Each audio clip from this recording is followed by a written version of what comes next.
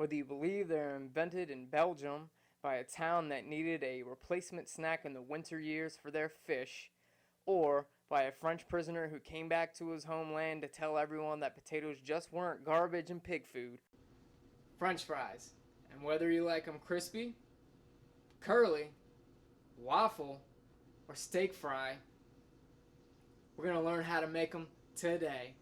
Good morning, everyone. Welcome to another episode of Wake Up, Smell the... Let's cook some food.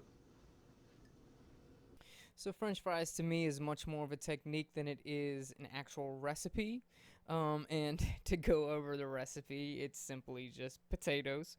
We're obviously going to cut them into French fry shape, but you're going to need some sort of oil. I went with canola because of the smoke point, and a container of water. We'll go over that a little later as to why we're using that.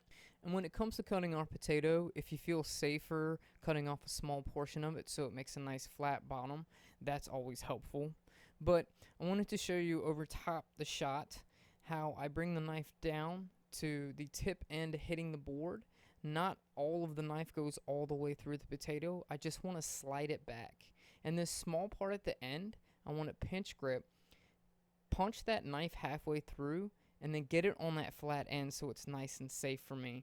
And then again, finish it on the way back through. That's an easy way to get things that are small and a little bit dangerous to cut.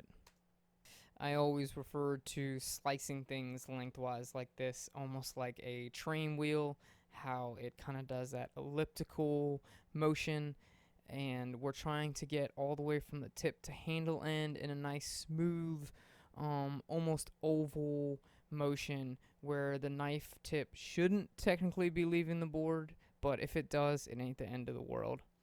And so now here's that container of water. I'm going to cover it and put it into the fridge. I should have done it overnight, only did it for a couple hours. They didn't come out as crispy as I wanted in the end product, but the idea is the water is getting rid of some of the starches so that they'll be crispier in the end. Let's take a quick break to talk about smoking point, as I talked about earlier on the canola oil. And smoking point is quite frankly just temperature it takes oil to smoke and could be a potential fire hazard and danger.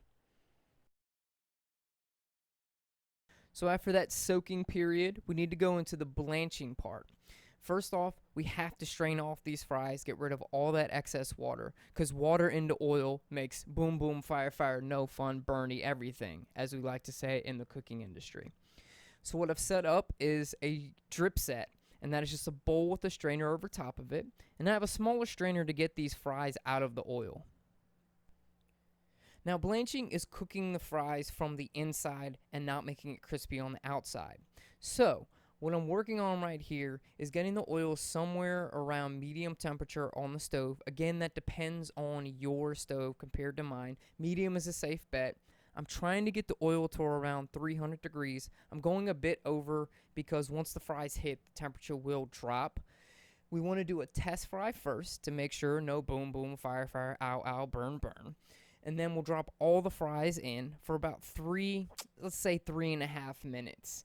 Once that's done, we need to put these fries into our drip set, let them drip, get rid of all the oil, and cool down.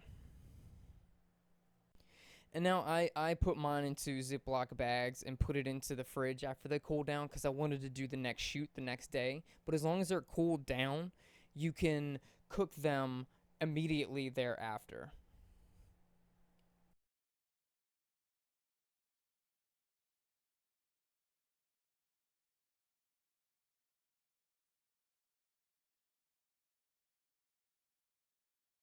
So the next part is pretty much the fries that you've probably made every day of your life. I don't know why I said every day.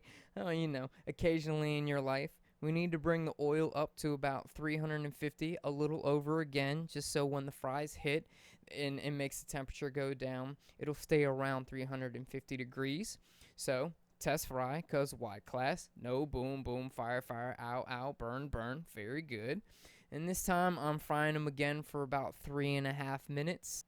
And once that's done, we're going to use our little small, which I found out in the long run, this strainer sucked. This little guy right here was just not the best. We want to take him out of the oil. We want to put him into our bowl. add whatever salt or not salt or, truffle oil or parsley or whatever you want onto it, and enjoy with whatever sauce or ketchup or dipping sauce you may want around the house. What? You may have around the house. Hey, thanks for watching that video.